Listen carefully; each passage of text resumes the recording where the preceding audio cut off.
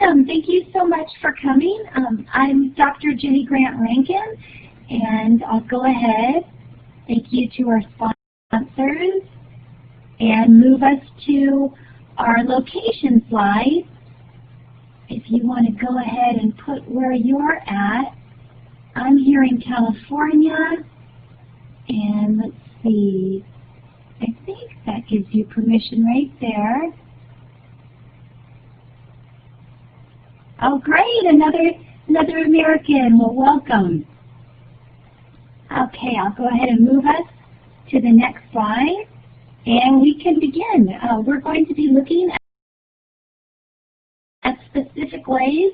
Oh, in North Carolina, that's where I grew up all my summers, actually in Charlotte. So I love North Carolina.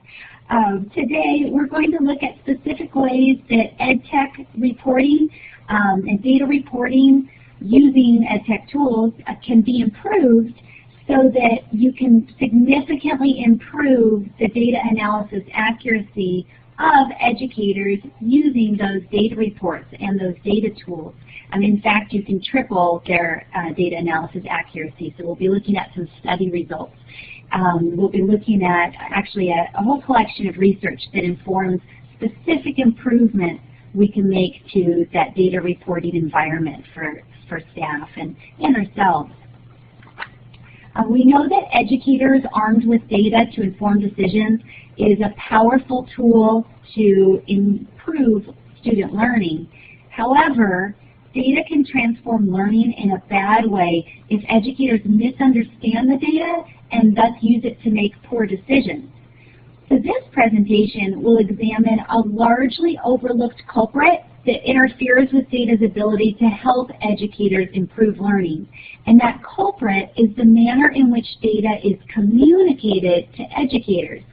You'll learn how to add these research-proven supports to your own data systems, data reports, any data reporting tools you're using so that educators using those tools can use the data with significantly increased accuracy. And references to research will appear on slides as I make cited points, and then on the final slide you'll see a link to where you can get the full citations for those sources. So let's take a look at the problem that we need to overcome.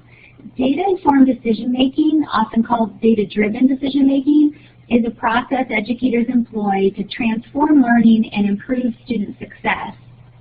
First, educators view data in reports generated by a data system, which is any computer system educators can use to access and analyze student data.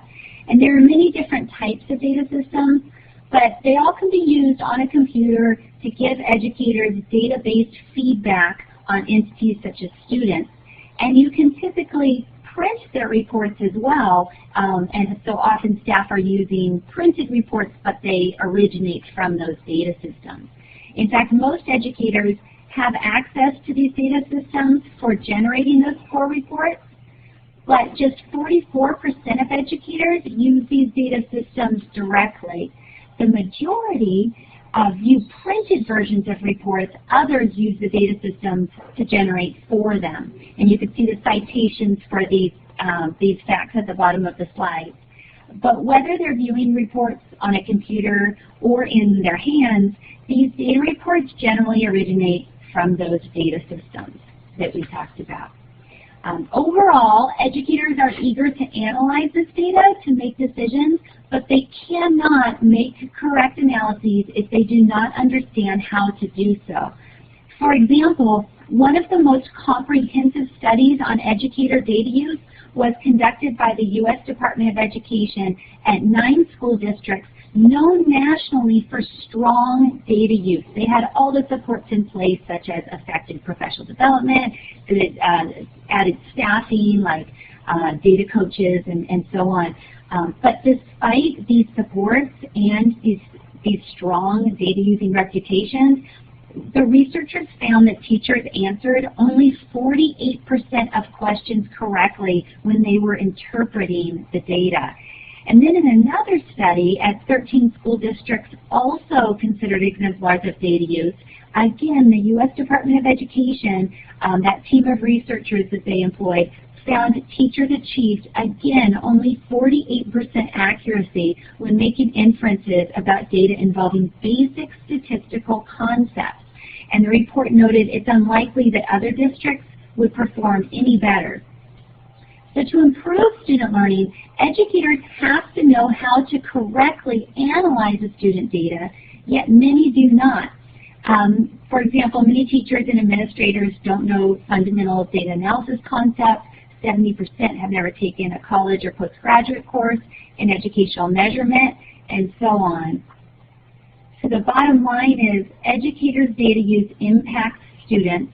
Data use can be a good thing, but when educators misunderstand the data they get from these data systems and reports, these misunderstandings cripple data use in school districts. Sadly, there's an abundance of evidence that educators of all levels are making data analyses that are commonly incorrect. So I looked at this, and of course, being an educator myself, I'm biased, but I looked at this. I looked at the statistics on educators. They're highly skilled, highly intelligent, well-educated. In all of those areas, they exceed those qualities of the general population. So this is a great client to be using the data, and generally they want to use it well. So I thought, you know, what's currently being done to improve their inaccurate data analyses? Well, in most literature, the responsibility of improving their data use was placed on the educators themselves. And most school districts were employing solutions that fell into two categories. One is professional development, or PD, which involves classes or training or other approaches to teaching educators how to better analyze data. And the other solution relates to staff, involving staffing hires or arrangements such as strong data leaders, teams, or experts. And PD and staff are definitely, they tend to be very beneficial to data use, so they're definitely recommended. However, neither approach is foolproof for achieving complete data competence. For example, in one study where teachers received PD and measurement, all teachers struggled afterwards with statistical terms and measurement concepts. And likewise, staff supports don't always operate as intended. Like knowledge management research indicated, knowledge can be hard to share with others, even when the intention to share it is there, especially when power or status is involved, which sometimes comes into play when you have different staffing levels. So given that educators are already doing what they can to improve their data analyses, and given that they're highly educated, they're intelligent, they're skilled, yet they continue to struggle despite added staff and professional development, we need to consider the tool that these educators are using for their data analyses. There is extensive evidence data systems do have a direct impact on educators' data use, and they can include supports that are likely to improve educators' data use, but almost no data systems offer such supports, and there's a lot of research and evidence backing that. So I researched a field where the product is known to feature comprehensive support in the use of its contents. I researched over-the-counter medication where it would be negligent to not help users understand how to use the concept.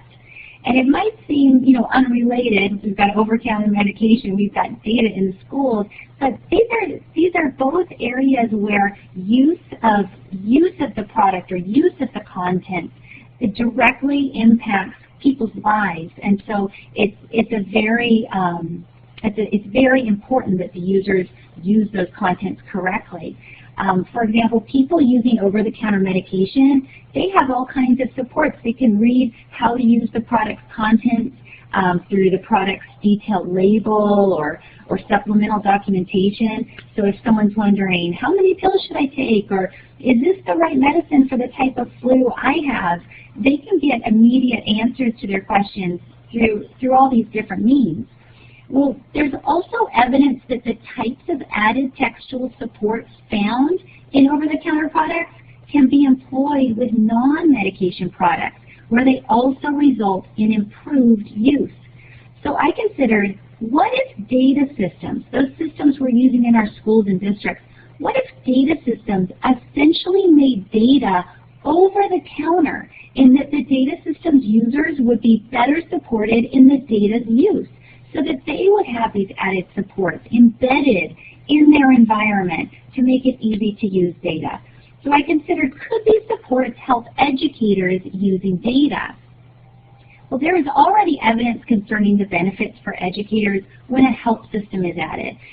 So if your help system doesn't, or if your data system doesn't feature a help system, you want to be sure to ask for one. You can even use software like I've used Screen Steps, which I love. I'm not affiliated with it, but I love that product.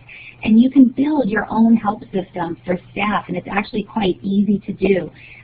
So there's already a lot of support that can be helpful for staff. And there's an abundance of evidence concerning the positive impact on educators' data analyses when student data is packaged or displayed more effectively. So you want to be sure that you're using, proper display approaches, which we'll talk a little more about later. And of course, there's evidence that reports need to contain appropriate content. However, prior to my own study, there wasn't evidence in these other areas in terms of direct impact on data use. So in my study, I looked at what happens to educators' data analyses when data systems contain detailed labels next to data, such as report footers, or when data systems contain supplemental documentation, such as reference sheets or reference guides, that help educators use the data correctly. So all 5 of these supports, which help ensure appropriate use and understanding of a product's content, can be applied to educators' data reporting tools, where they help ensure appropriate use and understanding of the data being reported. And we'll look at specific statistics in a bit. Let's start by talking about the first 2, which offer report-specific textual support for educators analyzing data. Most data systems currently report data without added support in how to correctly analyze the data. Thus, they fail to contain footers offering important information that's pertinent to correct analyses. And they fail to offer reference sheets, which can be thought of as just quick one-page sheets specific to the reports, just for a quick reference tool. And failing to offer reference guides, which guide educators in the use of a report's data. And we'll look more closely at these in a bit. So in my study, I conducted a quantitative study to determine the degree to which including these 3 different forms of usage guidance, data usage guidance, within a data system reporting environment could impact educators' data analyses. I employed a cross-sectional sampling procedure of responses from 211 educators. They were of all school levels, spanning transitional kindergarten through 12th grade. They were at all veteran levels, working in varied roles, from teacher to district administrator and so on.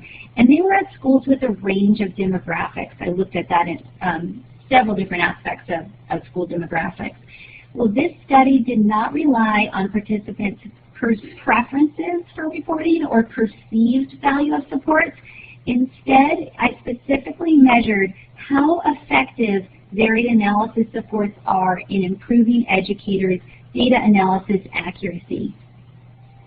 It was found that these 3 supports, each one of them, significantly improved educators' understanding of the data contents. Much like including different forms of usage guidance with over-the-counter medication would be needed to properly communicate how to use its contents.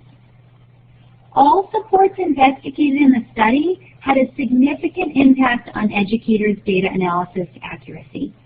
All the secondary independent variables concerning school demographics or educator demographics, those had an insignificant impact on the support success, meaning that regardless of an educator's role, background, or school site, all of these supports proved significantly effective. And likewise, there were no significant differences between the effectiveness of moderately different formats used for each support. For example, some footers were longer than others, Some reference sheets were more dense, some reference guides were longer versus shorter, and so on. Basically, either format could be used for each support in order to garner similar benefits. In the control group, where participants viewed the same data as other participants, but they received no embedded supports, they just had plain old reports like we normally see in data systems, they answered only 11% of data analysis questions correctly, and those questions were things like, you know, according to this report and this measurement, what would, you know, which area is most likely the student's strength or the student weakness or the school strength or weakness, or which of these students are proficient based on these results and why. They were very, very basic data analysis questions. So they answered only 11% correctly. Well, 87% of those in the control group indicated they would have used added supports, such as footers, reference sheets, or reference guides, if they had received them.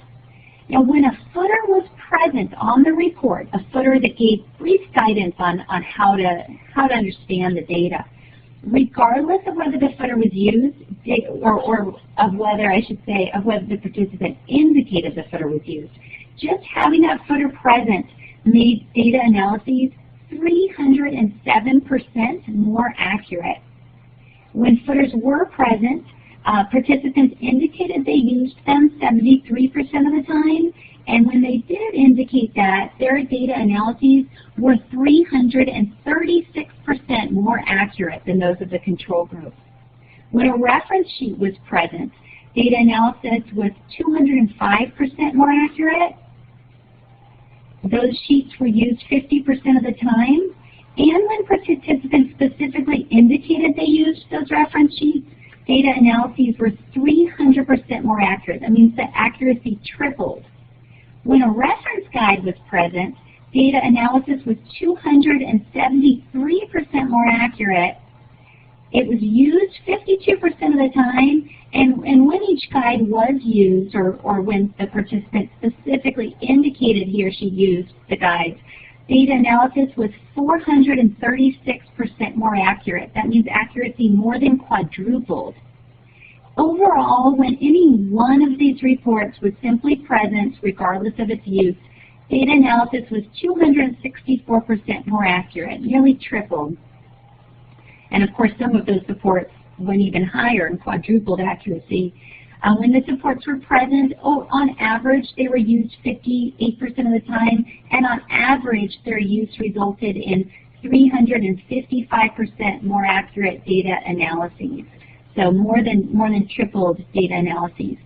Since all supports were wanted, they were well used, and they were significantly effective, let's take a look at specifically how these supports can be structured in your data system or any data system.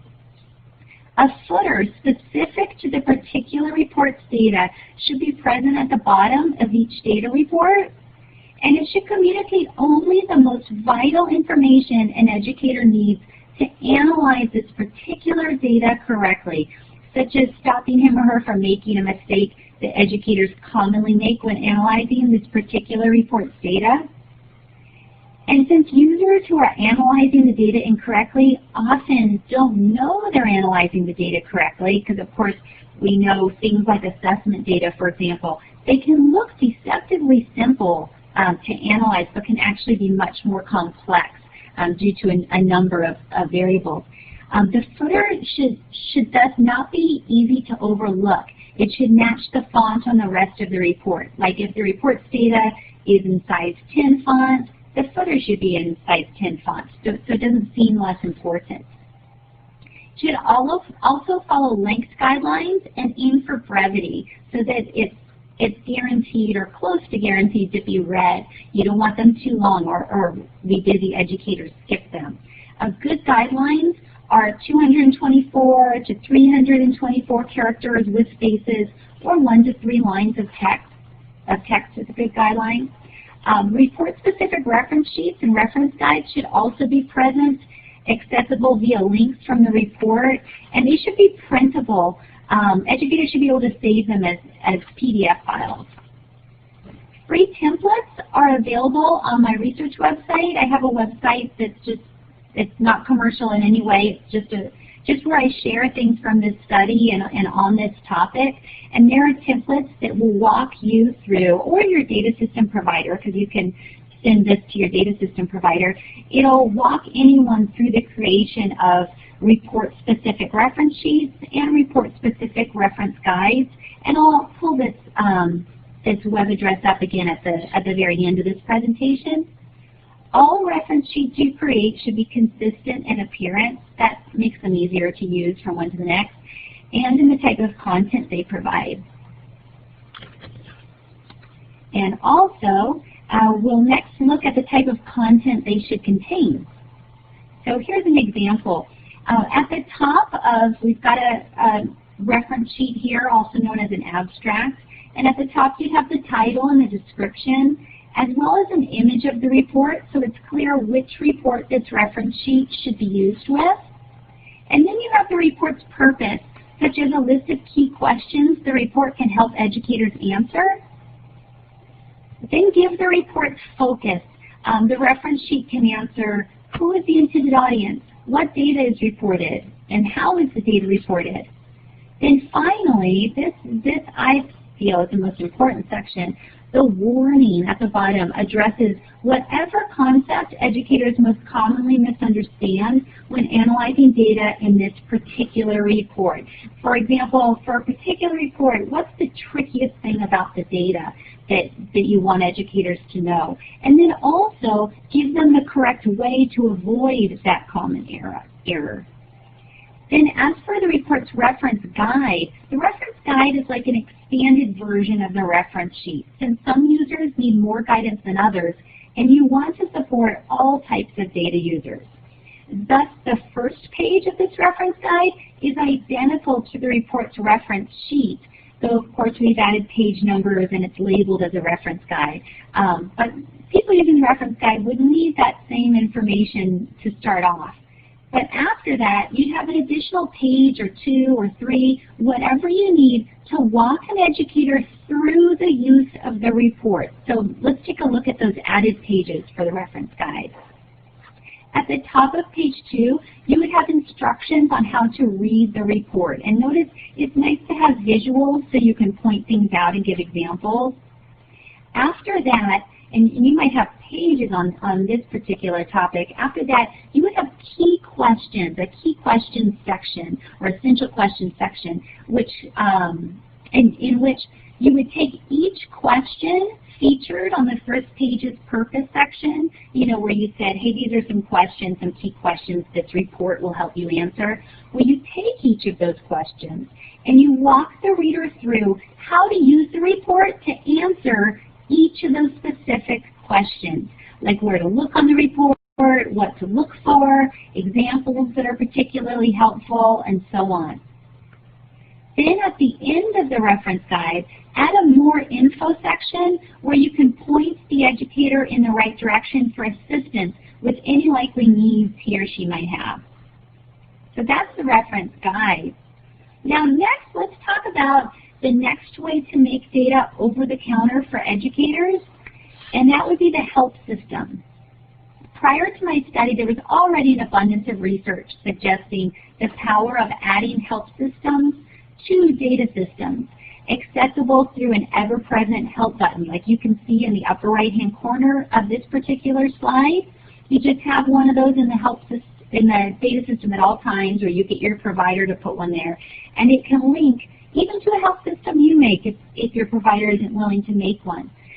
Just think, going back to our analogy involving over-the-counter medication, 50 million people per year use WebMD, that online help system for relating to health and medication.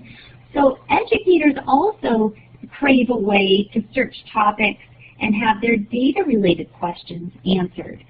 For example, a shorter targeted manual or user-friendly help system causes users to need 40% less training time and to successfully complete 50% more tasks than they would have accomplished with only access to a full-size manual.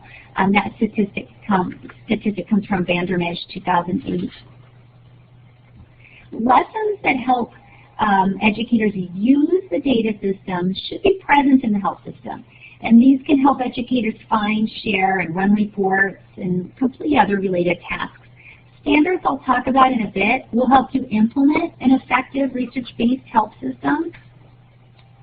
But I need to mention that less common in data systems are data analysis lessons. These topic-based lessons are crucial to offering increased support within a data system to educators using data.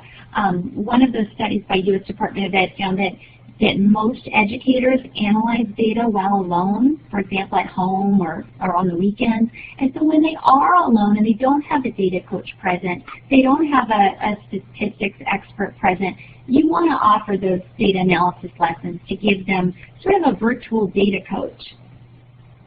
Next, one of the most important ways to make data over the counter for educators is the package or the display of the reports. Just think that you would never ingest medicine from a product with an outdated expiration, a label, a misspelled label, and other appearance infractions. Effectively displayed data is equally important for anyone consuming that data to help kids.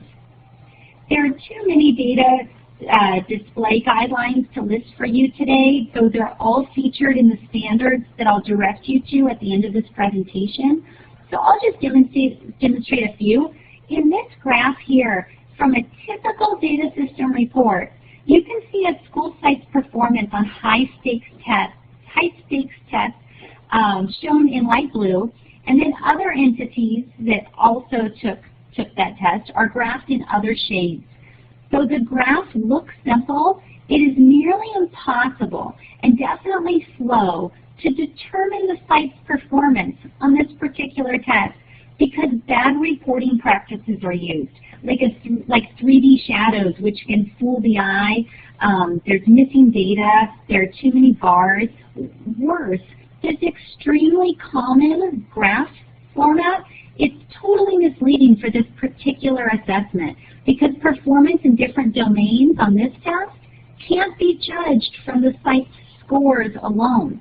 Rather, the test's domains, like word analysis, reading comprehension, and so on, the test domains differ in difficulty.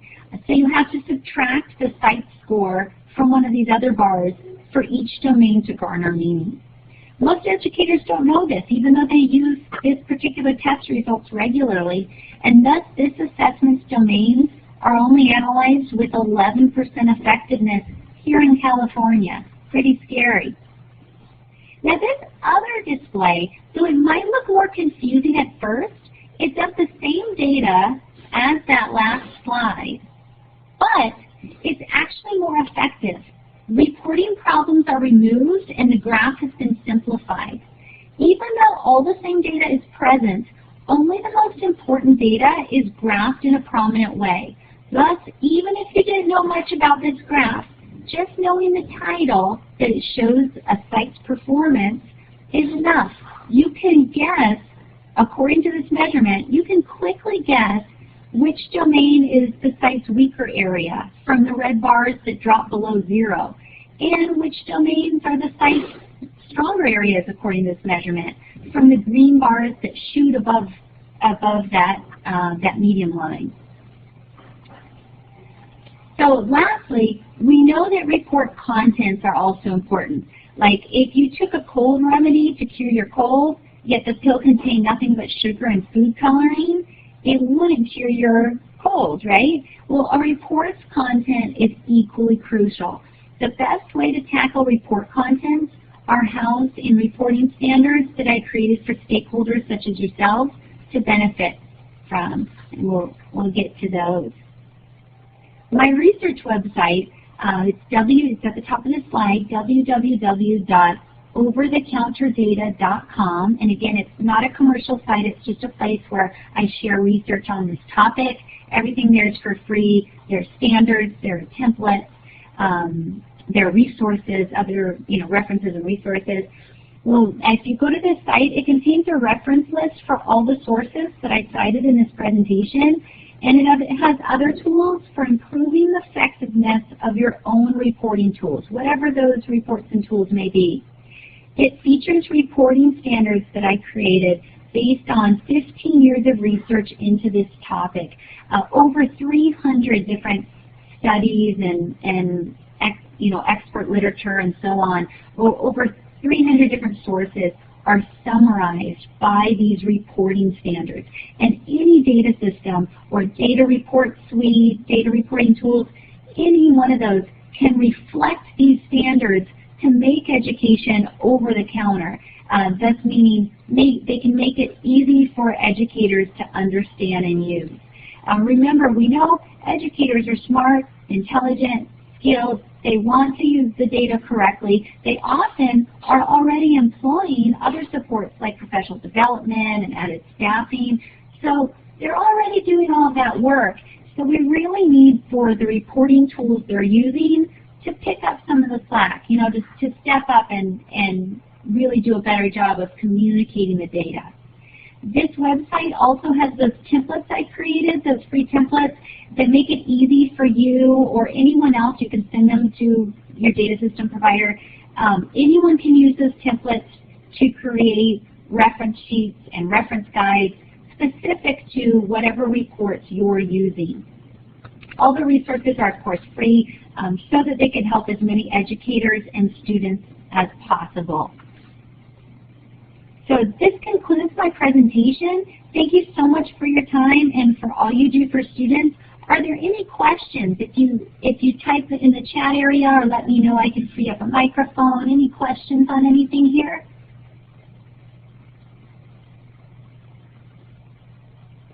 Okay, well, thank you so much for coming and for all you're doing out there, for caring about this topic. That really makes me happy to see people caring about this topic and improving those data analyses out there. Thank you so much.